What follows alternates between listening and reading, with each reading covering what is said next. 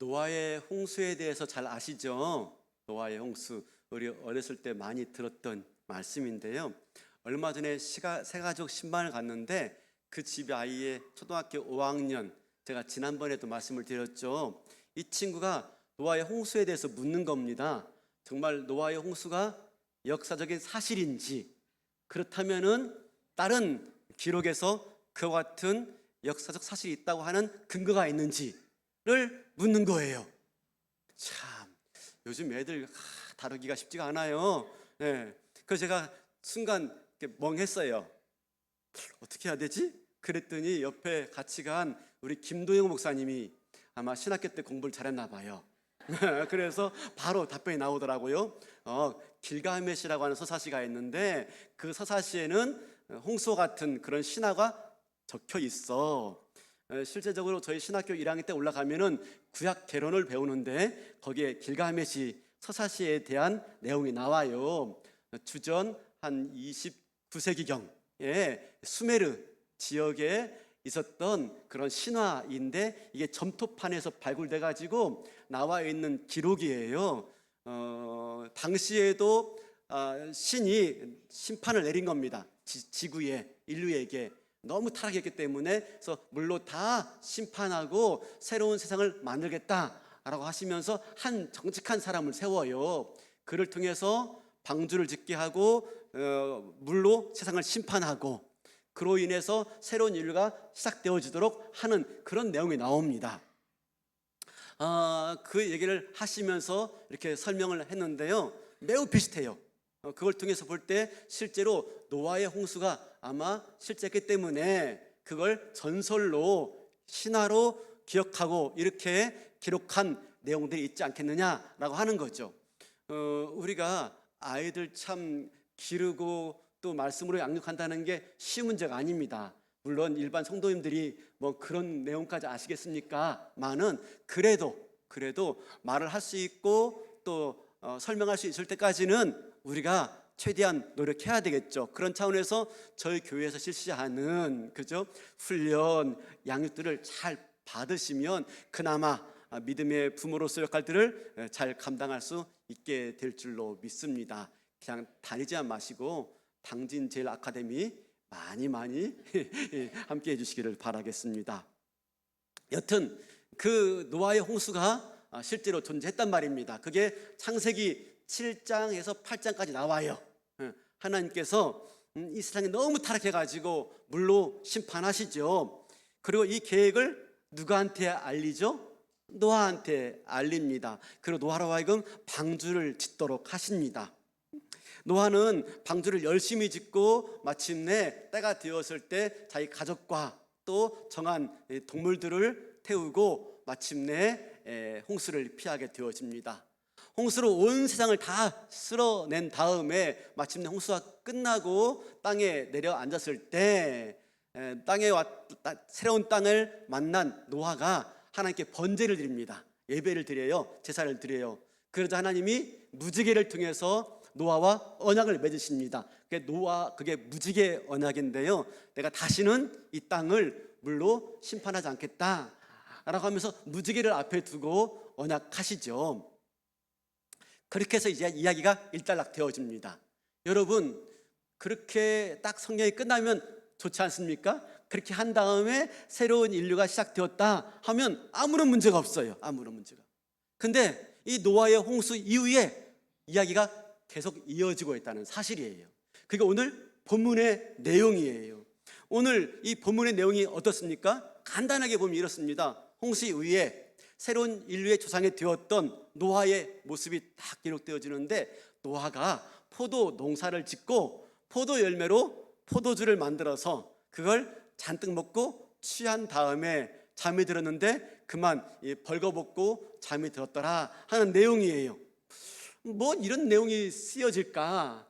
굳이 이런 내용들을 기록할 이유가 있을까 싶죠. 실제로 노아가 홍수를 만난 때가 나이가 600세 때입니다. 600세. 물론 지금과는 다른 나이 때니까요. 600세 때였습니다. 그리고 노아가 죽을 때가 950세입니다. 그러니까 몇 년을 더 산 겁니까? 350년을 다 산 거예요. 그 350년을 사는 가운데 수많은 일들이 있었겠지만 성경은 유독 그 350년 동안에 있었던 일로 뭘 기록하고 있어요? 예, 노아가 술 취해 잠들었는데 빨가벗고 잠들었더라. 그 내용이에요. 그 내용. 이 내용이 뭐가 중요해서 이 내용을 기록하고 있었을까라고 하는 거죠. 좀 의아하죠? 안 의아하세요? 어떤 분들은요, 이 말씀 가지고 거봐, 인류의 주장도 술 먹고 취해서 잠들었대, 그러니까 우리가 술 좋아하는 건 당연한 거야 라고 말씀하시는 분들이 있어요. 그 내용이 아닙니다. 그러라고 말씀이 있는 게 아니고요. 그러면 오늘 이 말씀이 어떤 내용이냐, 어떤 의미가 있느냐라고 하는 거예요. 끝까지 좀 봐야 되겠죠. 그렇게 해서 노아가 술 먹고 술 취해서 잠들었는데 이게 빨개벗고 하체를 다 드러내놓고 잔 겁니다. 근데 그 모습을 누가 봤어요? 둘째 아들 함이 본 겁니다. 그리고 그걸 알고 나가서 형제들에게 그 사실을 알려요.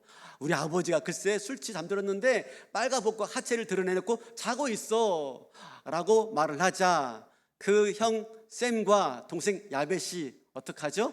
네, 겉옷을 가지고 들어와서 아버지 하체를 덮어주고 나가요.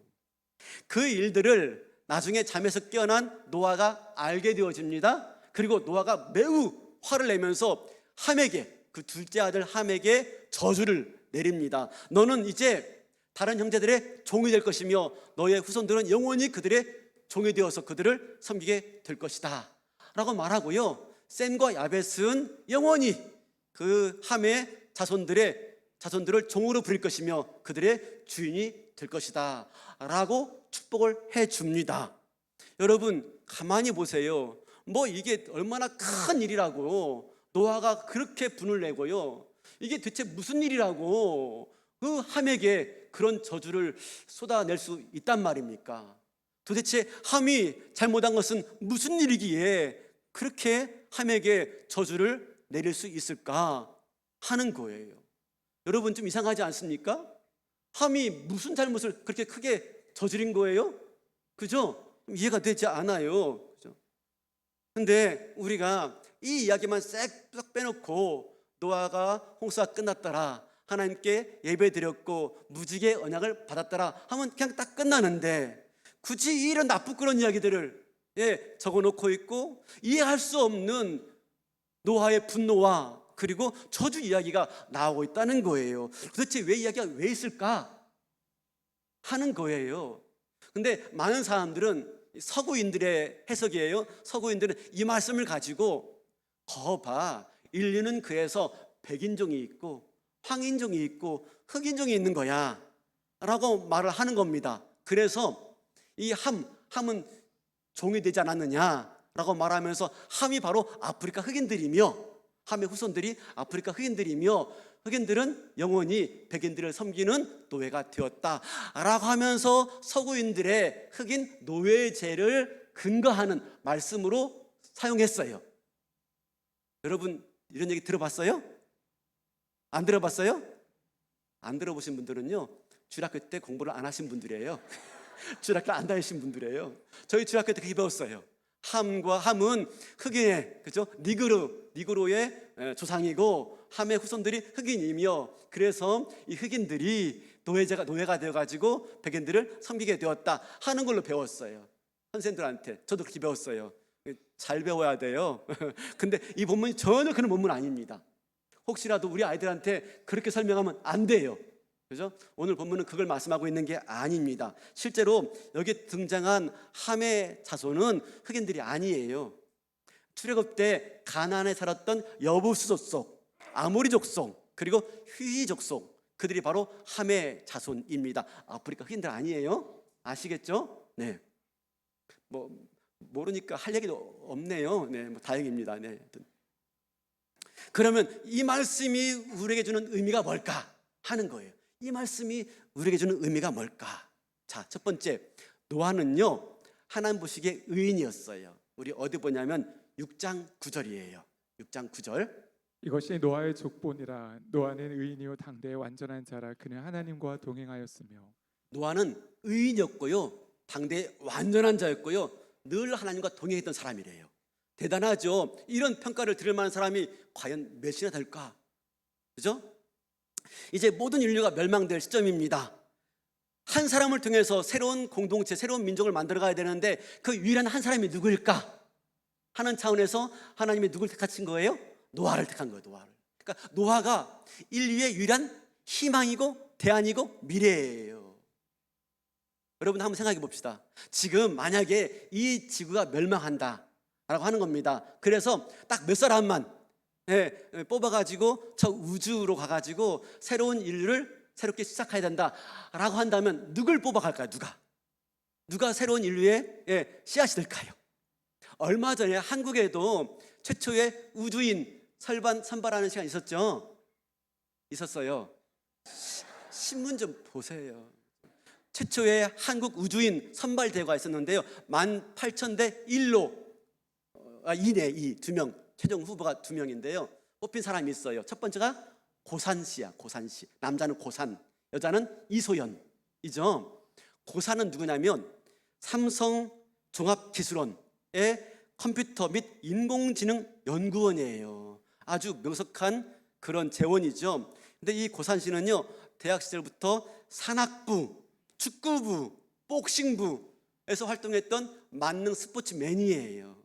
그런 사람이 후보로 뽑혔고요. 두 번째 여성으로는 이소연 씨인데 이 사람은 카이스트 한국과학기술연구원의 대학원생이면서 연구원이에요. 그는 태권도 공인 3단, 그죠? 그리고 또 조깅을 즐기고 수영을 즐겼던 이도 맞는 스포츠맨이에요. 그리고 밴드의 보컬리스트하고 성가대의 찬양대원이었대요. 그러니까 아주 다방면에 유명한 사람, 다방면에 골고루 다 잘하는 사람이에요. 이런 사람이 이제 2명의 후보가 된 겁니다. 그 중에 최종 후보가 누구였죠? 이소연 씨였죠. 이소연 씨. 예. 그런 만능, 그죠? 여러 가지 면에서 탁월한 인재가 우주에 갔다 올 수 있는 사람으로 뽑힌 것처럼, 그죠? 그 당시 나라가 멸망하고 온 우주가 멸망하고 지구가 멸망할 때 새롭게 인류를 구성하기 위해서 뽑힌 단 하나의 사람, 그게 누구라고요? 노아예요. 노아. 근데 그 노아에 대해서 뭐라고 말합니까? 그는 의인이었고 당대의 완전한 자였고 하나님과 동행하는 자였다. 하나님이 고르고 뽑은 사람이 노아예요. 노아. 실제로 노아는요, 그렇게 뽑혀서 하나님의 기대를 저버리지 않았어요.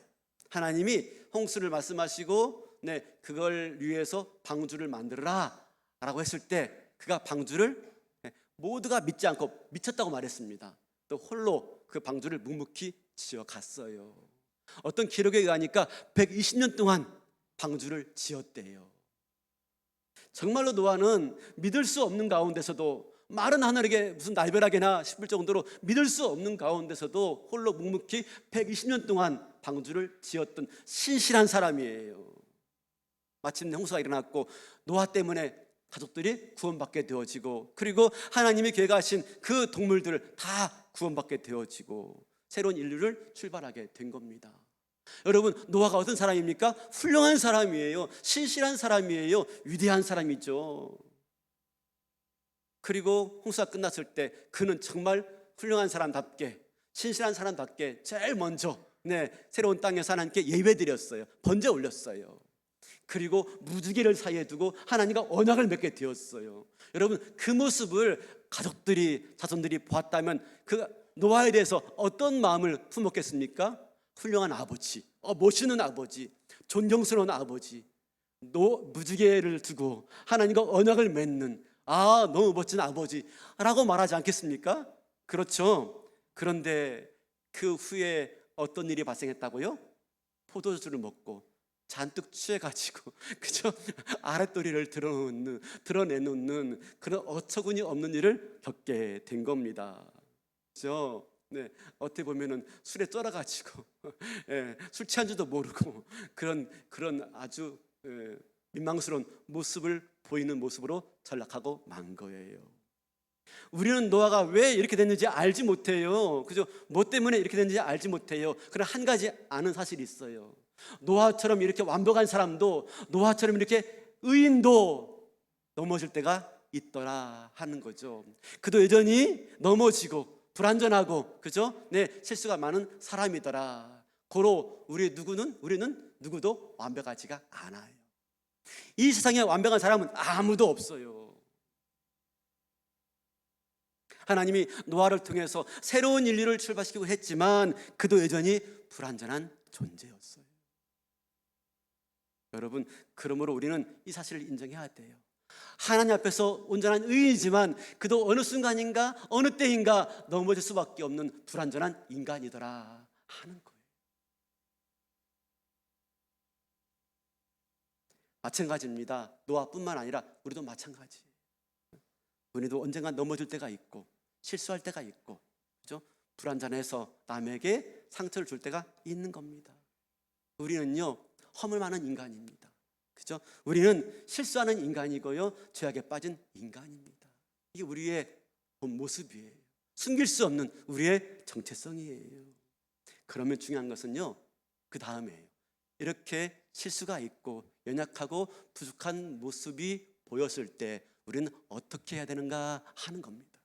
새롭게 출발한 공동체는, 새롭게 새 인류를 출발한 그 공동체는 그 가운데 이렇게 실수가 있고 넘어짐이 있고 이렇게 추함과 이런 민망스러운 일들이 있을 수 있다는 겁니다. 그랬을 때 우리는 어떻게 해야 할 것인가, 새로운 공동체는 어떻게 해야 될 것인가 하는 거예요. 어떻게 했죠? 함은요, 둘째 아들은 아버지의 그런 모습 보고 나가서 형제들에게 알렸어요. 그에 비해서 그의 형제들은요, 셈과 야벳은 어떻게 했죠? 우리 23절 다시 볼까요? 23절입니다. 셈과 야벳이 옷을 가져다가 자기들의 어깨에 메고 뒷걸음쳐 들어가서 그들의 아버지의 하체를 덮었으며 그들의 얼굴을 돌이키고 그들의 아버지의 하체를 보지 아니하였더라. 자, 이 장면 잘 보셔야 돼요. 성경에서요, 이렇게 자세하게 말할 때에는 뭔가 의미가 있는 거예요. 뭔가 자세하게 말하고 슬로우 비디오처럼 말할 때에는 그게 키포인트예요. 여기서 셈과 야벳이 옷을 가져다가 하는데 이건 삼나인데, 히브리어로 삼나는요, 그냥 옷을 말하고 있는 게 아니라 의복, 겉옷, 그리고 또 외투를 의미해요. 제가 설교 제목도 겉옷이라고 말을 했어요. 근데 그 겉옷을 가져다가 어떻게 했죠? 자기들의 어깨에 메고 어떻게 장막 안에 들어갔어요? 뒷걸음쳐 들어가고 있어요. 왜 그렇죠? 아버지 하체를 안 보려고. 그리고 가서 그들의 아버지 하체를 덮었고 어떻게 했어요? 얼굴을 돌이키고 그들의 아버지 하체를 보지 않았더라. 계속 뭘 말하고 있습니까? 그 아버지 하체를 보지 않았다. 의도적으로 보지 않고 있어요. 의도적으로. 여러분, 이게 오늘 새로운 공동체, 하나님이 창조하시고 새롭게 이끌어갈 진정한 공동체가 어떤 모습으로 우리 가운데 있는 실수와 연약함과 그런 추함을 어떻게 대해야 하는가 하는 원리를 보여주고 있는 겁니다. 뭐죠? 진정한 공동체는 어떻게 합니까? 진정한 공동체는 실수를 덮어주는 공동체예요. 이 사실을 알고 나서 노아가 잠이 깬 다음에 어떻게 하죠? 자기의 추한 모습을 형제들에게 알린 함에 대해서는요, 너는 그들의 종이 될 것이다. 그리고 그 사실을 알고도 아버지가 하체를 드러내놓고 자고 있는 걸 알고도 그냥 모른 채 보지 않고 덮어주었던 그 셈과 야벳에게는 너는 함의 주인들이 될 것이다 라고 말을 하고 있습니다. 이 말은 무슨 말입니까? 새롭게 창조된 진정한 공동체의 주인은 어떤 자입니까? 남의 실수를 가리는 자입니다. 남의 실수가 있을 때, 남의 넘어짐이 있을 때, 남의 부족함이 있을 때 그걸 알리거나 지적하거나 그걸 드러내거나 그걸 공격하는 자가 아니에요. 하나님이 새롭게 출발하는 공동체는 남의 실수와 연약함들이 있을 때 그걸 드러내고 그걸 알리고 그걸 고발하고 하는 사람은 종이 될 수밖에 없다는 걸 말을 하고 있는 것입니다. 하나님의 공동체에서는 그런 사람은 종이 될 수밖에 없어요. 그러나 하나님의 공동체, 진정한 공동체, 새롭게 출발한 그 공동체에는 누가 리더가 됩니까? 누가 주인이 되어집니까? 남의 실수를 보고도 가려우는 사람, 남의 실수를 보고 덮어주는 사람, 그것이 하나님 공동체의 진정한 리더가 될 수 있음을 말씀해 주고 있는 거예요. 지금 노아의 아들들은 새로운 공동체를 출발해야 되는 그런 시점에 와 있는 것입니다. 그러면 새로운 공동체는 어떠해야 되는가를 보여주고 있는 거라니까요. 새로운 공동체는 어떤 공동체여야 돼요? 실수를 보았을 때, 그죠, 그걸 드러내거나 알리지 않고 내가 알고도 덮어주는 사람, 가려워주는 사람, 그게 진정한 공동체의 리더가 될 수 있고, 그런 사람이 하나님의 진정한 공동체를 이끌어갈 수 있는 사람이라고 말씀해 주고 있는 거죠. 사랑하는 성도 여러분, 그러므로 우리는 어떻게 해야 됩니까? 다른 사람의 실수를 봤을 때 덮어줘야 되는 겁니다. 다른 사람의 실수를 떠벌리거나 기회는 찬스다 하고 알리는 게 아니라 덮어주는 사람. 진정한 공동체, 다른 사람의 실수를 덮어주는 공동체입니다. 이것은 나라의 지도자만 말하고 있는 게 아니라 어떤 공동체든지, 제가 속한 공동체 모두를 말하고 있는 거예요. 그게 교회이든지, 그게 우리 순모임이든지, 그게 우리 부서이든지, 그게 우리 가정이든지 마찬가지. 상대방의 실수가 발견됐을 때 이거 기회다 해가지고 알리고 드러내고 고발하는 게 아닌 것이죠. 어떻게 해요? 네, 감싸주고 덮어주고 안아주고. 우리 모두는 다 약점이 있어요. 약점 없는 사람이 없어요. 그죠? 나에게도 있고 상대방에게도 있고 다 있어요. 없는 사람이 없어요. 근데 그것이 그 사람을 위하는 길이라 라고 하면서 알리고 드러내는 것만이 능사가 아닙니다. 그건 그 사람을 진짜 위하는 모습이 아닙니다. 그 약점임을, 실수임을, 넘어짐임을 누구 봐도 본인이 잘 알아요. 그러면 그걸 감싸주고 덮어주는 거예요. 다시 일어날 수 있도록. 이게 하나님이 원하시는 새로운 공동체의 원칙인 거예요. 방법인 거예요.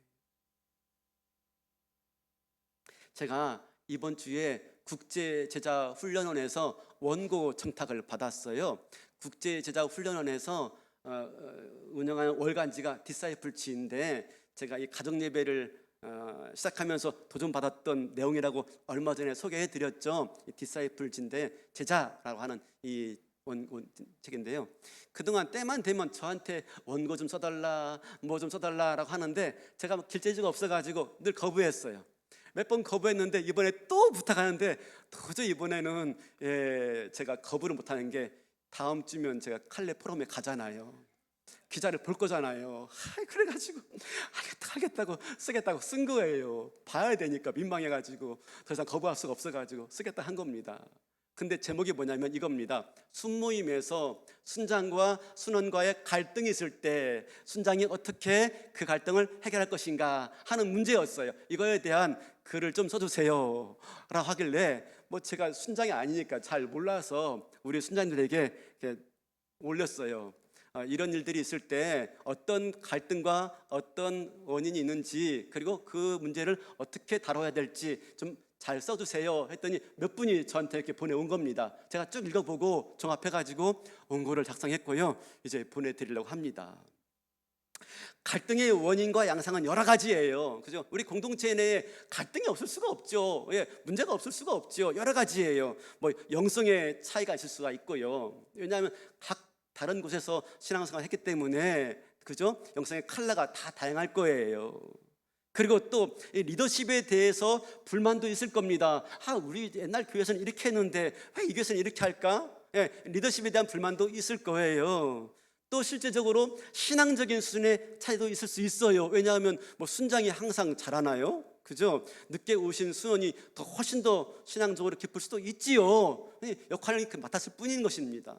그로 인해서 여러 가지 갈등과 문제가 발생할 수가 있다는 겁니다. 이건 실제로 있었던 일인데요. 몇 해 전에 있었던 얘기입니다. 꽤 한 7년, 8년, 10년쯤 됐던 것 같아요. 실제로 있었던 얘기인데요. 이제 이 순에서 순장님하고 순원이 모임 갔다가 나가서 식사를 한 겁니다. 밖에 나가서 외식한 거예요. 이제 순장님하고 순원이 같이 식사하는데, 글쎄 순원이 딱 보는데 순장님이 기도를 하지 않고 식사를 하시는 거예요. 잘못 봤나 싶었대요. 얼마든지 그럴 수 있잖아요. 짧게 기도하니까, 그죠? 하나님 감사합니다 드니까 순식간에 이루어진 일이니까 모를 수 있죠. 네, 모를 수 있죠.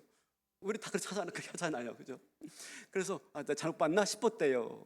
근데 다음에 몇 번 또 갔는데 순장님이 기도를 하지 않고 식기도를 하지 않고 식사를 하는 거예요. 이 모습에 그만 상처가 된 겁니다. 어떻게 순장님이 식기도를 안 하지?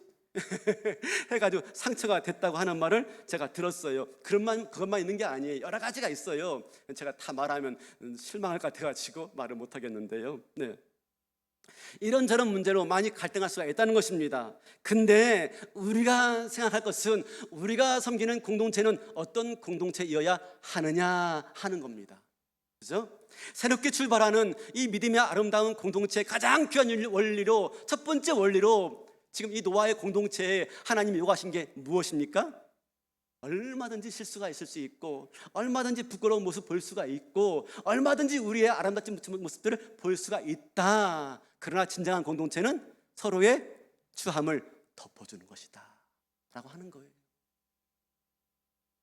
그래서 제가 언거를 쓰면서 그렇게 마무리 지었어요. 이 마무리는 제가 늘 말했기 때문에 다 아실 거예요.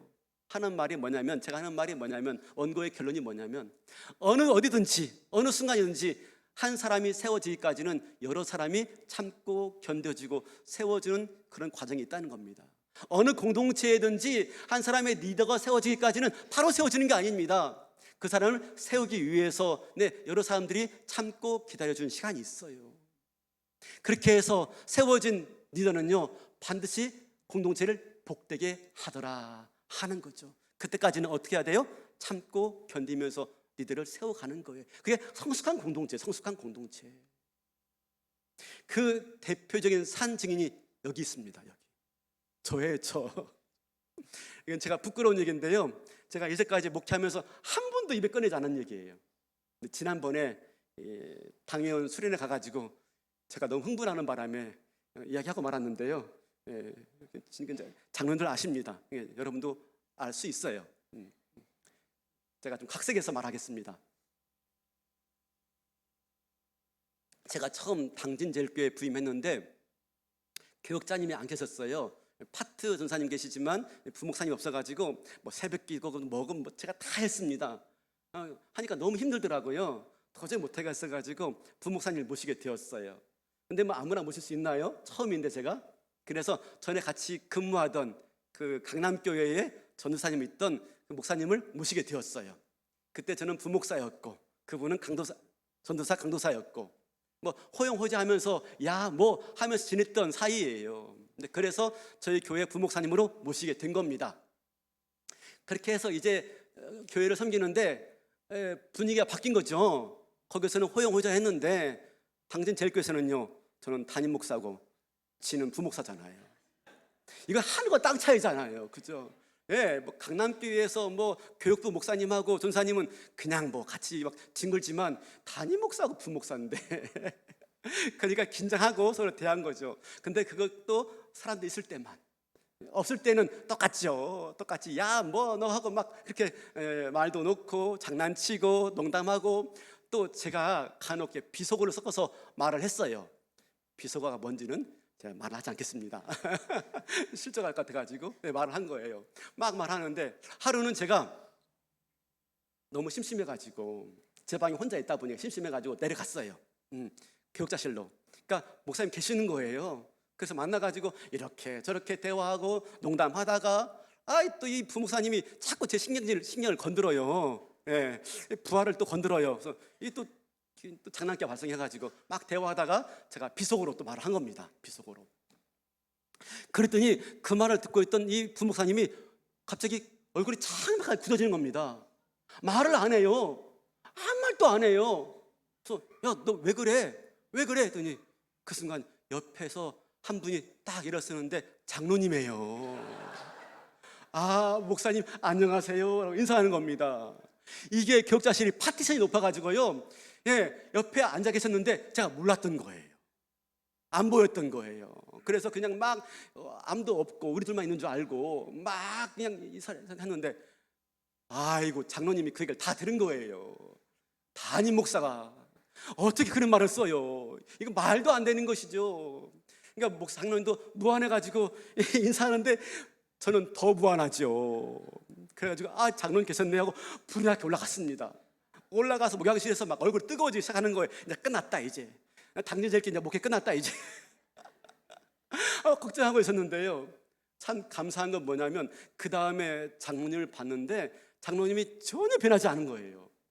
네, 여전히 겸손하시고, 네, 여전히 담임 목사가 하는 말에 대해서 순종하시고, 여전히 똑같은 모습으로 저를 대하는 것을 봤어요. 예, 다른 사람 같으면 그래, 네 밑바닥 내가 봤어 할 텐데, 그리고 무시할 수도 있을 텐데 그러지 않는 거예요. 여전히 겸손하시고, 여전히 순종적이시고, 그렇게 저를 대하시는 거였어요. 놀랬죠. 근데 그뿐이 아니었어요. 더 놀라운 것은 그 부인 권사님도 똑같아요. 그거 볼 때 장로님이 부인 권사님께 말씀 안 하신 것 같아요. 대단하죠. 백엠미 송사인데, 그죠? 백엠미에서 못할 얘기가 있어요. 근데 안 하신 것 같아요. 권사님도 여전히 저한테 순종적이고, 목사님이 말하면 다 순종하시고, 그러시는 거예요. 그리고 다른 장로님들 눈치를 보니까 모르시는 것 같아요. 다른 장로님 아시면 큰일 나죠. 목회 못하는 거죠. 근데 전혀 모르시는 것 같아요. 제가 얼마나 감사한지. 제가 이 자리를 빌어서 장로님 감사합니다. 네. 지금까지 있게 된 것 장로님 덕분입니다. 제가 인사드립니다. 여기 계세요. 네. 제가 45세에 부임해가지고 담임 목사로 와가지고 얼마나 부족한 게 많았겠어요. 그죠? 네. 근데 그걸 다 참아주시고 견뎌주시고 이 자리에 있을 때까지 세워졌기 때문에 제가 지금 이 자리에 있는 줄로 믿습니다. 그래서 늘 하는 말이 그거예요.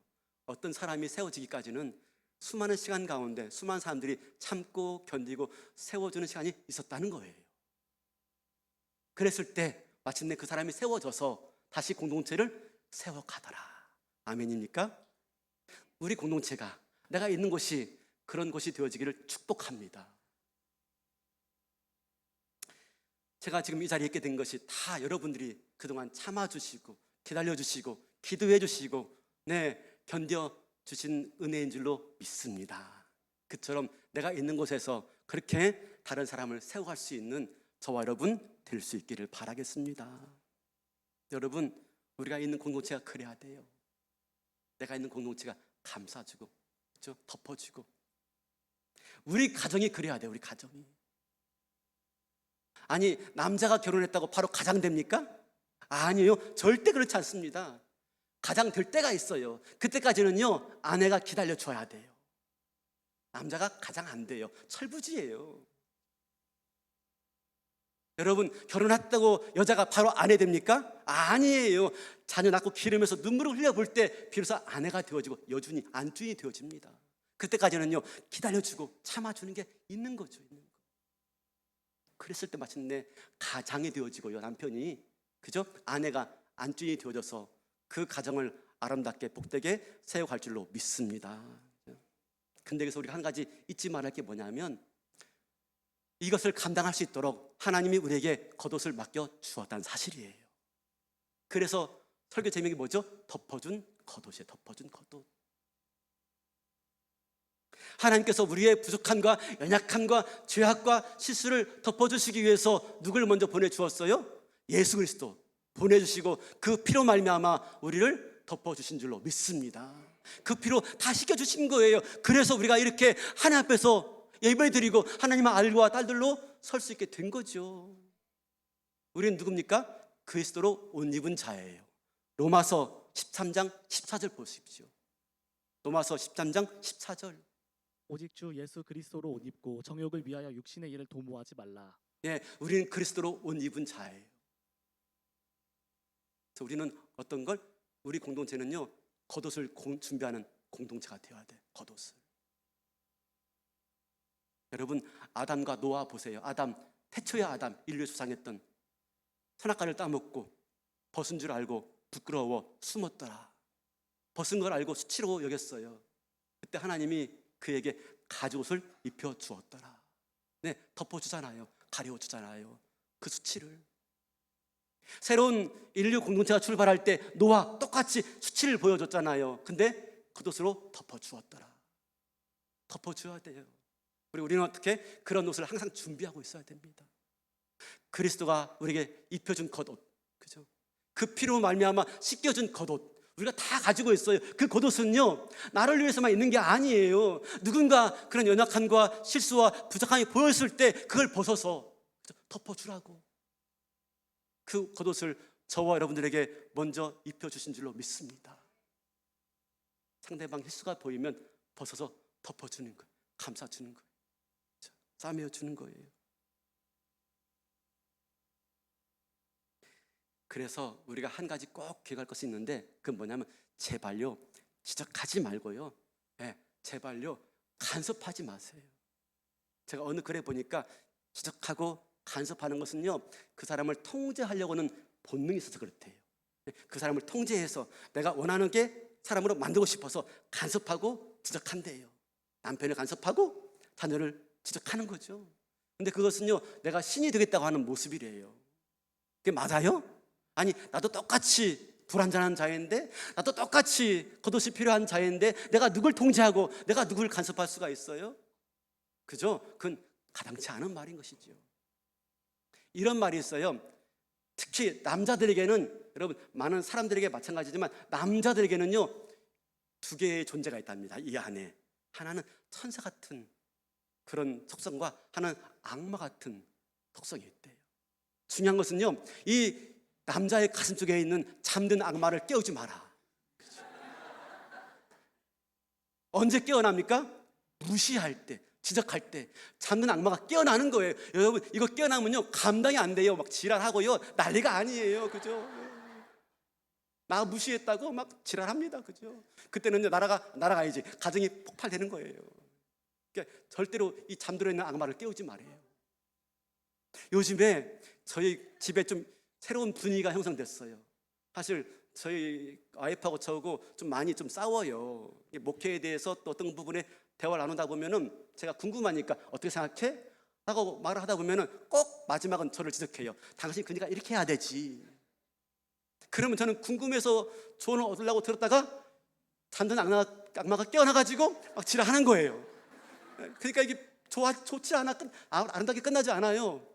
근데 요즘에는요, 제가 뭘 물어요. 그러면 조금 말하다가 말을 안 해요. 그러니까 당신 어떻게 생각해? 말을 안 해요. 답답해 죽겠어요. 그래서 더 물어보면 여보 자자. 그리고 그냥 말아요. 왜 그런가 생각했더니 제 안에 있는 잠든 악마를 알았던 것 같아요. 그걸 안 깨우려고 자자 하는 것 같아요.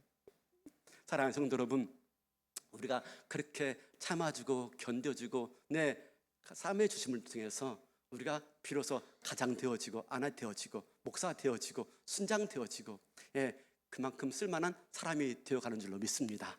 그때까지 그리스도가 우리를 덮어줬던 그 겉옷 가지고 나만 덮지 말고, 그죠? 남을 덮어줌을 통해서 아름다운 공동체 같이 만들어 가시는 저와 여러분 되시기를 주님의 이름으로 축원합니다.